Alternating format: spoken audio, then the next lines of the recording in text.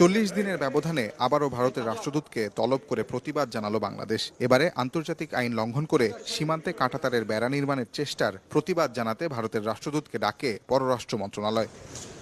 রোববার বেলা ৩টায় পররাষ্ট্র মন্ত্রণালয়ে হাজির হন প্রণয় ভার্মা। আধা ঘন্টা আলোচনা হয় পররাষ্ট্র সচিব জসিমউদ্দিনের সঙ্গে। পরে সাংবাদিকদের কূটনীতিক ভাষায় ভারতের রাষ্ট্রদূত বলেন, দুই দেশের মধ্যে সীমান্তে বেড়া নির্মাণের সমঝোতা আছে, সেটি বাস্তবায়নে বাংলাদেশের কাছ থেকে সহযোগিতামূলক আচরণ প্রত্যাশা করে Bharat.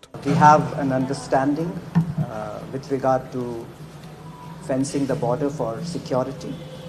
Our two border guarding forces, BSF and BGB, have been in communication in this regard. We expect that understandings will be implemented and that there will be a cooperative approach to combating crime. এদিন সকালে স্বরাষ্ট্র মন্ত্রণালয়ে এ সংক্রান্ত এক বৈঠক শেষে উপদেষ্টা জানান, সম্প্রতি সীমান্তের 5টি জায়গায় ভারত কাঁটাতারের বেড়া নির্মাণ শুরু করে। তবে বিজিবি এবং স্থানীয় মানুষের শক্ত অবস্থানের কারণে নির্মাণ কাজ বন্ধ করতে বাধ্য হয় ভারত। ওই জায়গাটা কাজ বন্ধ হয়েছে, তারপরে তোমার ওই যে পত্নীতলা যেটা আছে ওটারও কাজ বন্ধ হয়েছে, নগার যে আছে ওই জায়গারও কাজ বন্ধ, মানে যে কয় জায়গায় কাজ শুরু হয়েছিল সবকটা জায়গায় কাজ বন্ধ আছে। আমাদের জায়গা দিব না, এতে আবার কঠোরের কি আছে? আমার জায়গা আমি কঠোর থাকবো না মানে কি কই মানছে নিতে বন্ধ করে দিছে?